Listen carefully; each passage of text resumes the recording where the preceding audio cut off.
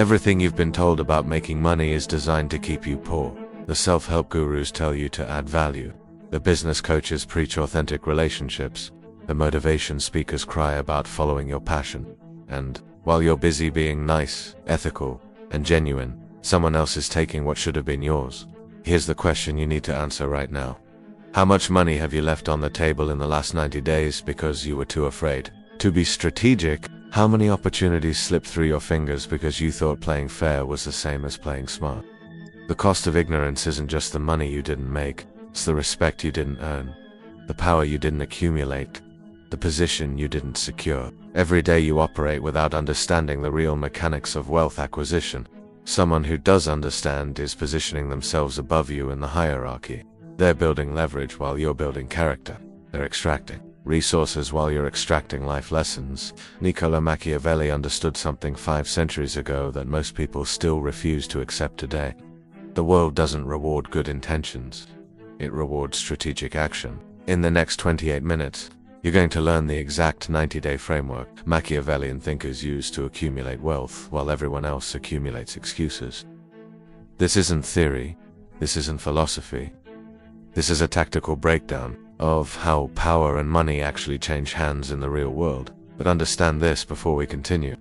What you're about to learn will fundamentally alter how you see every transaction, every relationship, every opportunity that comes your way. Most people can't handle that shift. They'll click away and go back to consuming content that makes them feel good instead of content that makes them powerful.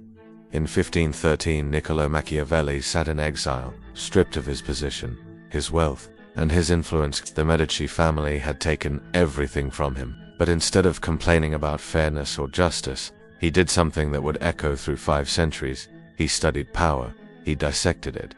He reverse-engineered exactly how the powerful acquire, maintain, and expand their resources. The result was the Prince, a manual so brutally honest about the mechanics of power that it's been condemned by moralists ever since. Churches banned it.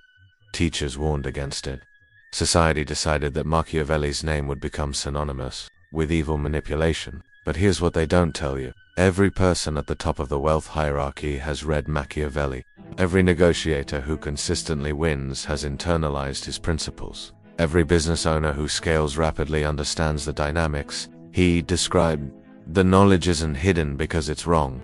It's hidden because when everyone understands how power works, those currently in power lose their advantage. Modern society feeds you a specific narrative about money. Work hard, be honest, provide value, and you'll be rewarded. It's a beautiful story. It's also a control mechanism.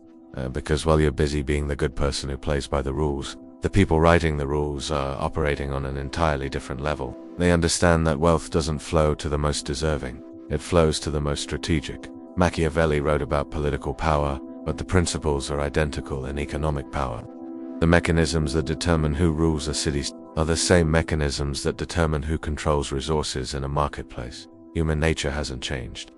The psychology of dominance and submission, of taking and yielding, of expanding and contracting, it's all the same game with different pieces on the board. You're about to learn 4 principles that, when combined into a 90-day strategy, create what Machiavelli would call virtue, the quality that allows a person to shape fortune rather than be shaped by it. Each principle builds on the last. Each one reveals a darker layer of how wealth actually accumulates. The masses spend their entire lives working for money. The enlightened few understand that money should work for them. But there's something even more fundamental than that distinction, something about the very nature of value itself that most people never grasp. We'll get to that in a moment. If you're still watching, you're already separating yourself from the comfortable majority who prefer pleasant lies over uncomfortable truths. The principle of perceived value over actual value, Machiavelli wrote, everyone sees what you appear to be, few experience what you really are. This isn't just about reputation, it's about the fundamental nature of how value is assigned in human exchange. Here's what weak people believe. If they build something genuinely valuable, the market will recognize it and reward them accordingly. Here's what powerful people understand. Value is not discovered, it's assigned. And the person who controls the perception of value controls the flow of money. Think about this. A bottle of water costs $1 at a grocery store. The same bottle costs $5 at a movie theater, $10 at a resort, $20 in the desert when you're dying of thirst. The water didn't change. The actual value of the chemical composition, the hydration it provides, remained identical. What changed was the perception of value based on context, scarcity, and presentation. The neurological explanation is critical. The human brain doesn't have a value meter. It can't objectively assess worth. Instead, it uses contextual cues, social proof, scarcity signals, and narrative framing to construct a perception of value. This perception then becomes reality in terms of what people will pay, what they'll trade, what they'll sacrifice to acquire something. Let me give you a concrete example that proves this principle in action. In 2007, the Washington Post conducted an experiment. They had Joshua Bell, one of the finest violinists in the world, play his $3.5 million Stradivarius violin in a subway station during morning rush hour. He performed pieces that would cost hundreds of dollars to hear in a concert hall. He played for 43 minutes. More than 1,000 people passed by. 7 stopped to listen. He made $32 in tips. 3 days earlier, Joshua Bell had performed at Boston's Symphony Hall, where decent seats went for over $100 and sold out completely. Same musician, same instrument, same skill, completely different revenue. The lesson isn't about music appreciation. It's about the brutal reality of perceived value. In the subway, the context communicated street performer, low status, low value, easy to ignore. In the Symphony Hall, every environmental factor communicated elite performance: the venue, the ticket price, the formal dress code, the program notes, the applause rituals. The perception dictated the value, which dictated the money. Now, apply this to your situation. How are you currently presenting your skills, your products, your services? Are you the violinist in the subway, genuinely talented but trapped in a context that communicates low value? Or are you strategically controlling every element of perception to maximize the assigned worth of what you offer?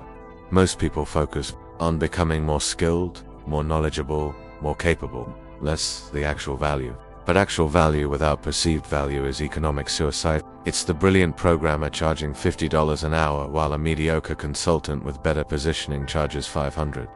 It's the experienced professional being passed over for the less competent candidate who interviewed better. It's you, right now, probably underpriced and undervalued because you're waiting for the world to recognize your worth instead of strategically manufacturing the perception of it.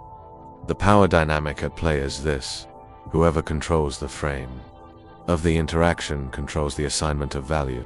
When you allow others to define the context, to set the terms, to establish the comparison points, to determine what matters, you surrender your ability to command premium compensation. Machiavelli understood that the prince who appears powerful can accomplish more with perception alone than the actually powerful prince who fails to project that power.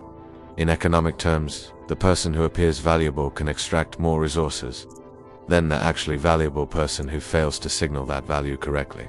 Your first tactical implementation in this 90-day strategy: audit every point of perception and how you present yourself economically.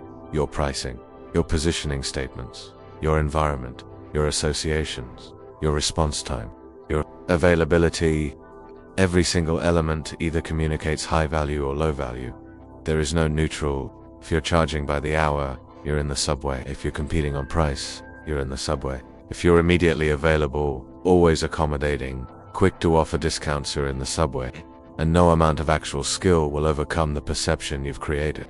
Now, most people stop here. They'll adjust their pricing, update their LinkedIn profile, maybe hire a designer for their website, but that's why they fail.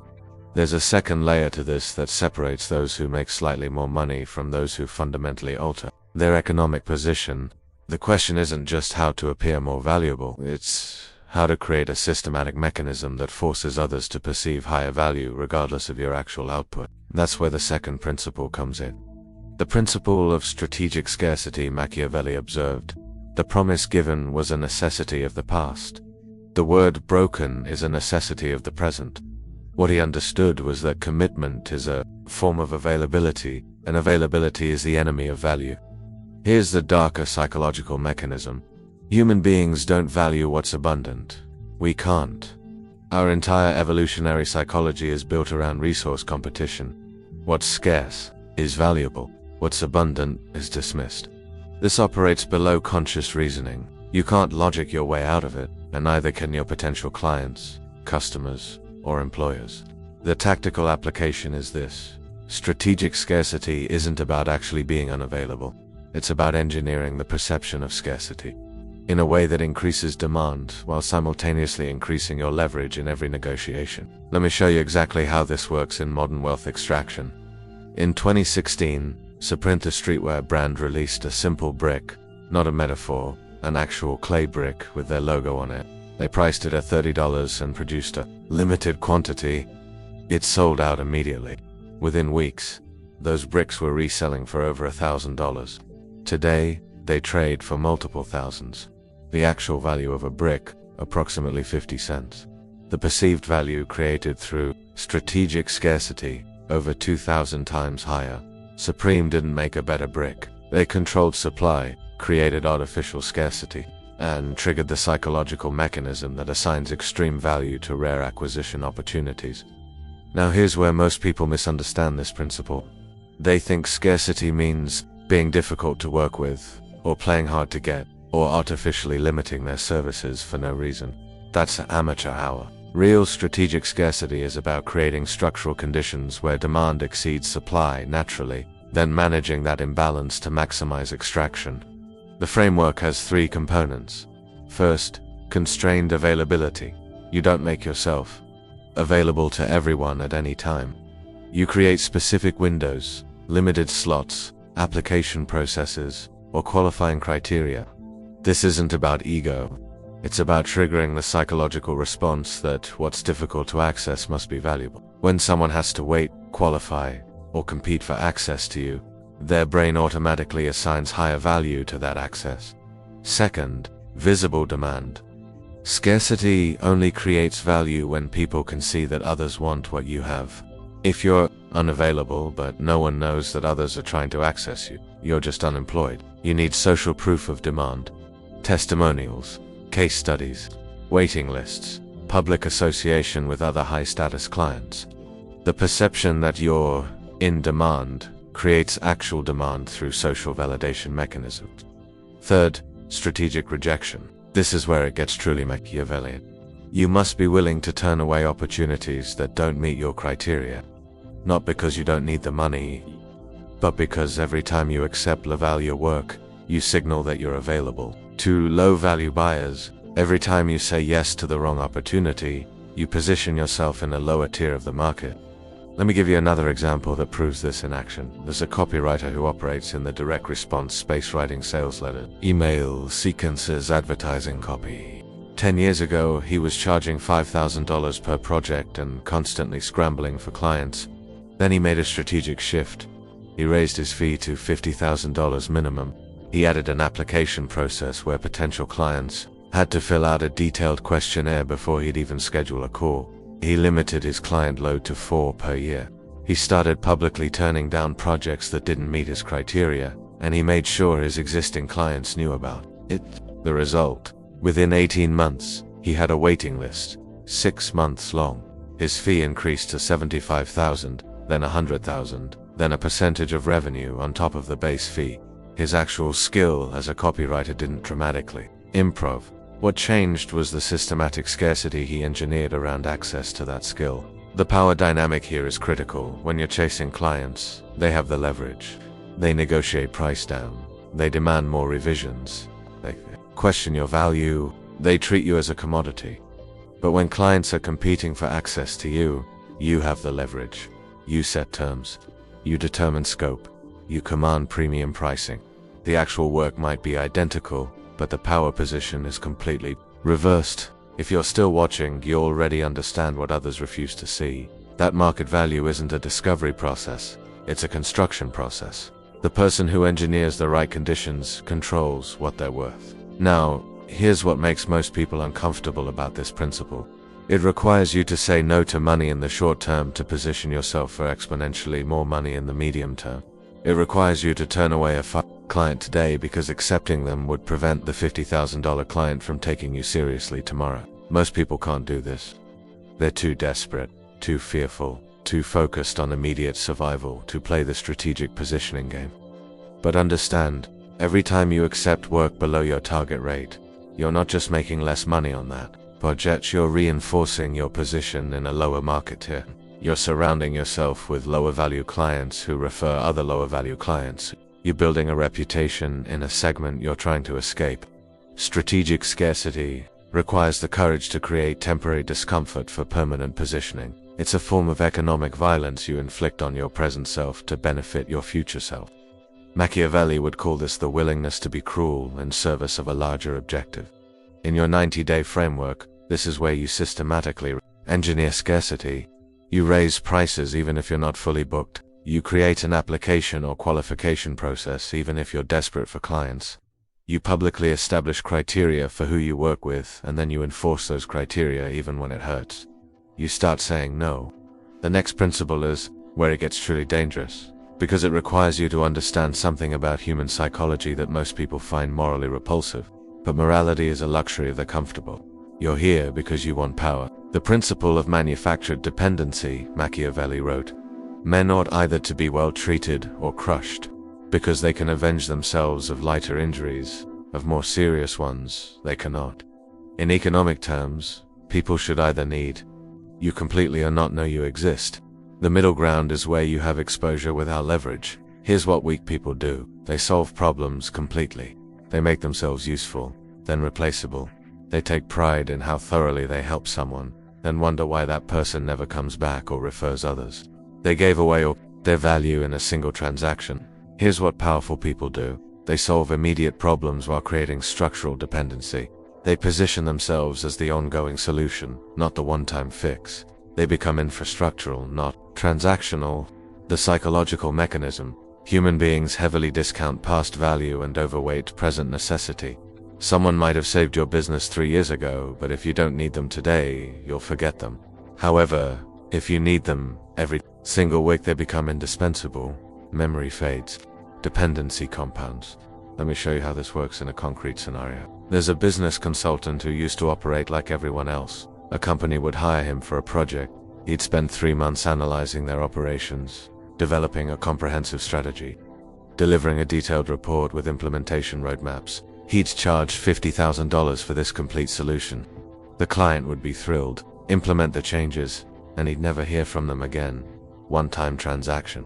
No recurring relationship. No leverage. Then he restructured his entire model around manufactured dependency.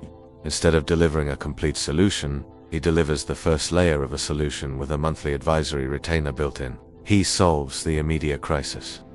But the implementation of his strategy requires ongoing monthly check-ins, quarterly reviews, and continuous optimization. He's not selling transformation anymore. He's selling sustained elevation that require his continuous involvement. The same $50,000 project now becomes a $15,000 initial strategy fee plus $5,000 per month ongoing. In year 1 alone, that's $75,000 instead of $50,000. But more importantly, 18 months later, he's still collecting $5,000 monthly from that same client. And they can't imagine operating without him because their current success is tied to systems he maintains. His actual value delivery didn't increase. He's not working more hours. He's not providing dramatically more insight. He restructured the delivery mechanism to create ongoing dependency rather than complete resolution. Now apply this to your situation. Are you solving problems in a way that makes you immediately replaceable? Are you the expert who gets called once, delivers brilliantly, and then disappears until the next crisis? That's economic weakness, disguised as competence. The strategic question: how do you restructure your value delivery so that using you once creates the need to keep using you? There are 3 tactical implementations. First, modular delivery.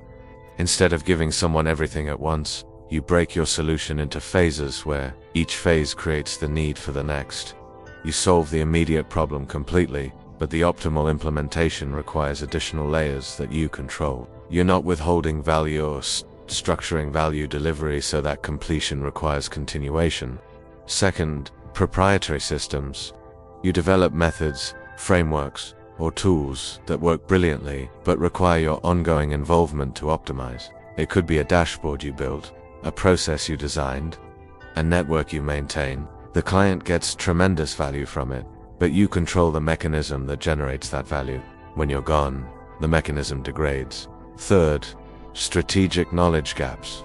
You solve the problem they hired you for, but in doing so, You expose 2 or 3 adjacent problems they didn't know they had.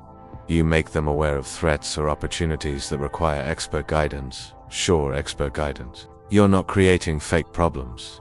You're revealing real issues that were always there but invisible until you pointed them out. The power dynamic is this. Transaction-based relationships favor the buyer. They pay once, extract value, and move on. Dependency-based relationships favor the seller. The buyer pays continuously because discontinuing the relationship creates immediate risk or value loss. Machiavelli understood this in political relationships. The prince who hands out complete gifts creates gratitude, which fades. The prince who creates ongoing obligations creates dependency, which compounds. Gratitude is an emotion. Dependency is a structure. Here's the part that makes this truly uncomfortable. You have to be willing to solve problems incompletely by design, not ineffectively. The immediate value you provide must be real and substantial.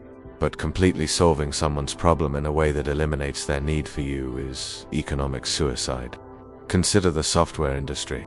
Companies don't sell you software anymore, they sell you subscriptions. Why? Because selling you software once meant you'd use it forever and never pay again. Subscriptions create permanent dependency. The product might be feature complete, but access to it requires continuous payment. You need to think like a software company, not like a consultant. What's your subscription model? What's the mechanism that keeps people paying you long after the initial problem is solved? In your 90-day framework, this is where you redesign your offer structure. You move from one-time projects to ongoing arrangements, from fixed deliverables to continuous optimization, from being hired to solve a problem to being retained to maintain the solution. This requires a fundamental mindset shift. You're not selling your time or your expertise anymore. You're selling access to sustained elevation that requires your continuous involvement. The product isn't the strategy. The product is ongoing strategic advantage that degrades without you. Now here's what separates those who understand this intellectually from those who implement it ruthlessly. Implementation requires you to turn away one-time project work even when you need the money. Because every time you accept a transactional engagement, you reinforce that positioning. You train the market to see you as a problem solver for hire, instead of an indispensable infrastructure component. The masses work project to project, always hunting for the next client. Those who understand manufactured dependency build a base of recurring revenue that compounds monthly. Same expertise, completely different economic structure. If you're still watching, you're already ahead of 90% who clicked away because this makes them uncomfortable. They want to believe that doing good work is enough. You understand that structuring the delivery of that work determines whether you're paid once or paid continuously. The next principle is where it gets truly dangerous, because it requires you to understand something about leverage that most people aren't psychologically equipped to handle. The principle of controlled asymmetry. Machiavelli observed, "He who is highly esteemed is not easily conspired against." But the deeper truth he understood was about information, asymmetry, and leverage imbalance. Whoever knows more and needs less controls the interaction.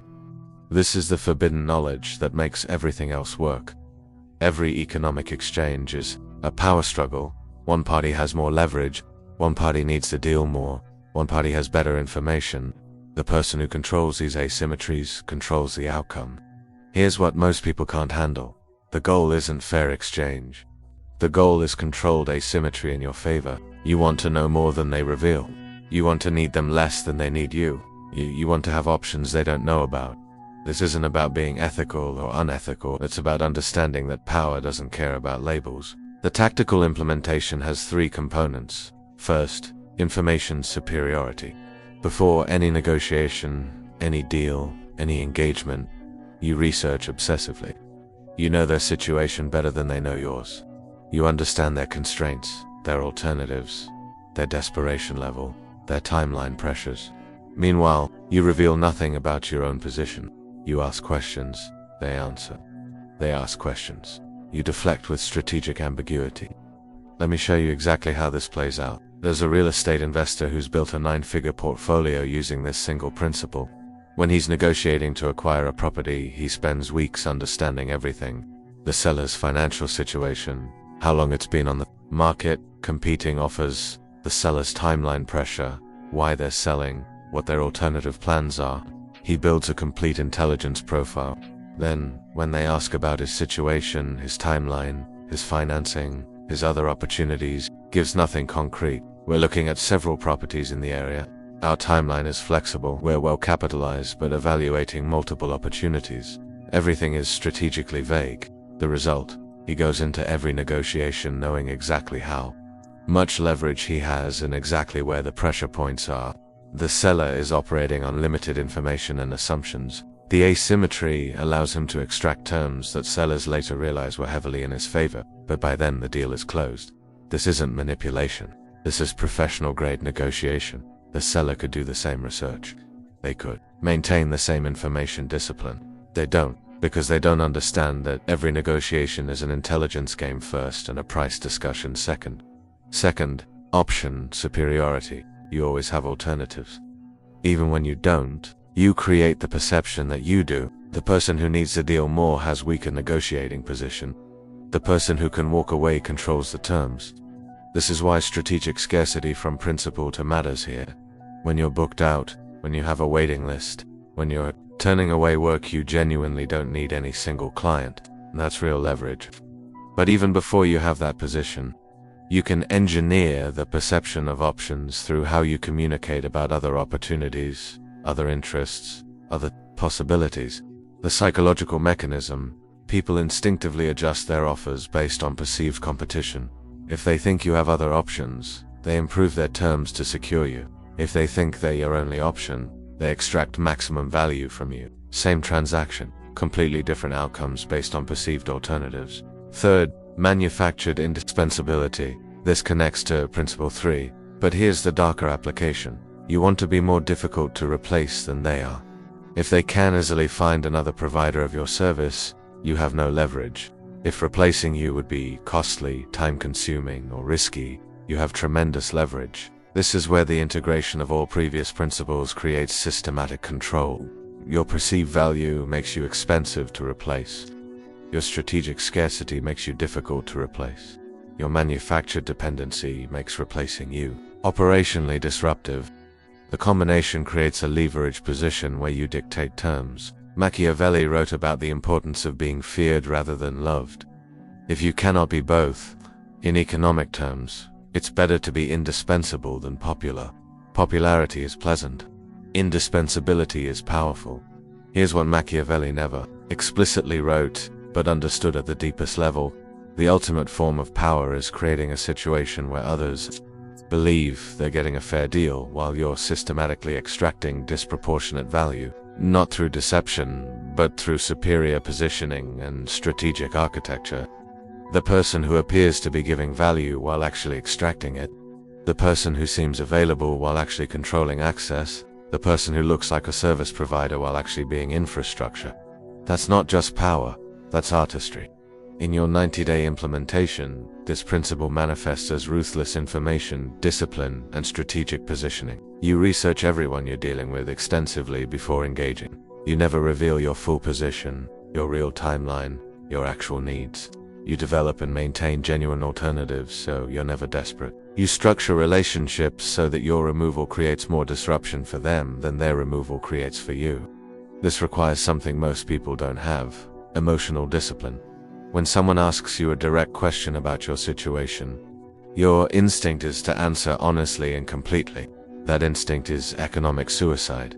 You need to train yourself to deflect, to be strategically vague, to answer questions without revealing information.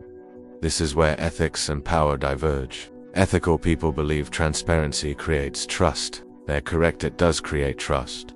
But trust is not the same as power. Sometimes you want trust. Often, you want leverage. Machiavelli's entire philosophy was built on understanding when to prioritize each one. How the 4 principles create systematic wealth extraction. Now you understand the components. Here's how they work together as a unified Machiavellian strategy over 90 days. Week 1 through 3, you're engineering perceived value. You're redesigning every element of how you present yourself economically. Your positioning, your pricing, your environment, your associations. You're moving from the subway to the symphony hall, metaphorically speaking. This isn't cosmetic. This is strategic communication of value. Week 4 through 6, You're implementing strategic scarcity. You're raising prices. You're creating qualification criteria. You're starting to say no to opportunities that don't meet your standards. This is painful. You'll turn away money. You'll feel the discomfort of artificial constraint. But you're training the market to perceive you differently. Week 7 through 9, you're restructuring your offerings around manufacturer dependency. You're converting one-time projects into ongoing relationships. You're building subscription models, retainer arrangements, continuous optimization structures. You're redesigning how you deliver value so that receiving value from you creates the need for continued access to you. Week 10 through 12, you're implementing controlled asymmetry. You're researching everyone you deal with obsessively while revealing nothing about yourself. You're developing genuine alternatives so you're never negotiating from desperation. You're positioning yourself as more difficult to replace than they are.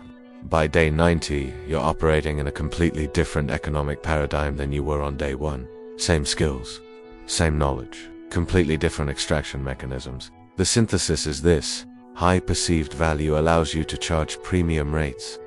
Strategic scarcity creates demand pressure that increases those rates further. Manufacturer dependency converts one-time transactions into recurring revenue.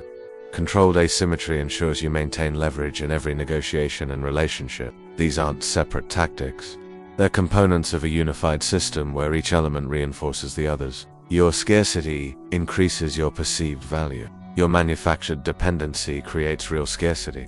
Your controlled asymmetry allows you to maintain the architecture without being discovered or undermined.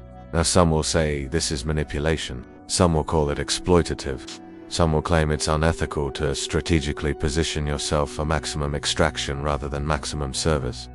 But power doesn't care about labels. The market doesn't reward intentions.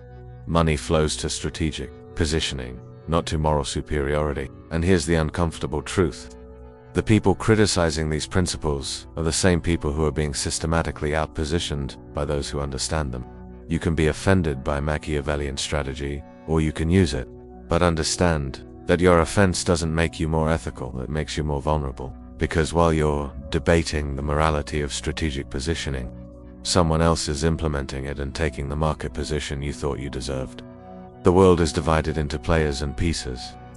Players understand the game and position themselves strategically. Pieces believe that playing fair means they deserve to win, then spend their lives wondering why they keep losing to people who were less skilled but more strategic. Which one will you be? The reality is this: everything I've described is already happening. The people at the top of your industry already operate this way. They might not call it Machiavellian. They might not frame it in terms of power dynamics, but they've figured out, either consciously or unconsciously, that positioning matters. More than capability, that perception drives economics. That dependency creates recurring revenue, and that leverage determines outcomes. The question isn't whether you're comfortable with this reality. The question is whether you're going to adapt to it or be consumed by it. Your 90-day tactical roadmap, here are your specific action steps. Starting with what you do today and building to what requires practice and courage. Day 1 through 7, audit and redesign your perceived value signals. Everything. Your pricing structure, your website, your LinkedIn profile, your email signature, your response time, your availability, how you talk about yourself, what you associate with, who you're seen with. Every element either communicates high value or low value. Fix everything that signals low value today. Day 8 through 30, implement strategic scarcity mechanisms. Raise your prices by 30 to 50%, not because you're more skilled tomorrow than you were yesterday, but because you're repositioning. Create an application or qualification process for new clients. Publicly establish criteria for who you work with. Start saying no to opportunities below your target rate, even if you need the money. This is where courage separates players from pieces. Day 31 through 60, restructure your core offering around manufactured dependency. Take your primary service and break it into an initial engagement plus ongoing relationship. Create a retainer model, a subscription component, a continuous optimization structure. The goal is converting every new client into recurring revenue. Stop selling projects. Start selling sustained elevation. Day 61 through 90, implement controlled asymmetry protocols. Before any negotiation or client engagement, research them extensively. Build an intelligence profile. Understand their constraints, timeline, alternatives, pressure points, simultaneously. Practice strategic ambiguity about your own situation. Develop and maintain genuine alternative opportunities so you're never desperate for any single deal. Begin positioning yourself as more difficult to replace than they are. Throughout all 90 days, document everything. Track which positioning changes affect inquiry quality. Measure which scarcity mechanisms increase perceived value. Monitor which dependency structures create the highest recurring revenue. Analyze which leverage tactics produce the best deal terms. This isn't theory. This is systematic testing and optimization.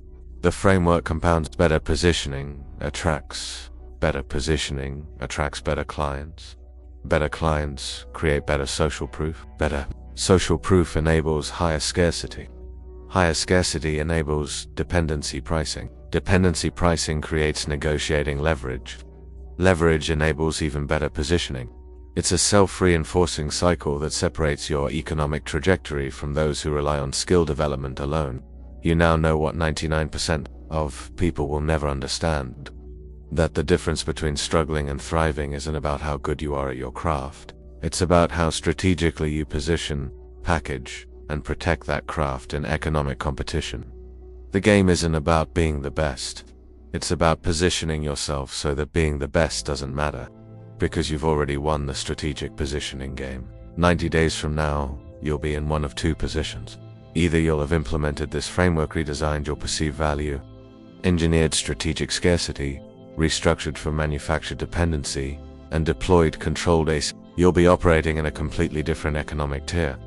Better clients, higher rates, recurring revenue, actual leverage, or you'll have done nothing. You'll have watched this video, agreed with the principles intellectually, maybe even taken a few notes, and then returned to exactly the same positioning that's kept you economically limited for the last 12 months. You'll still be underpriced, overavailable, solving problems completely, and wondering why you're working harder than people who make more than you. Most people will watch this and do nothing. That's why they stay powerless. That's why they spend their careers building someone else's empire instead of their own. That's why they end up bitter and resentful, blaming the system instead of understanding how the system actually works. The difference between knowing and doing is the difference between pieces and players. Pieces consume information and feel. Temporarily enlightened, players implement strategy and become permanently positioned. Everything in this video came from studying how power actually operates when you strip away the comfortable narratives society tells itself. Machiavelli didn't invent manipulation. He observed how power worked, described it honestly, and was condemned for refusing to lie about it. 500 years later, the principles remain identical. Human nature hasn't changed.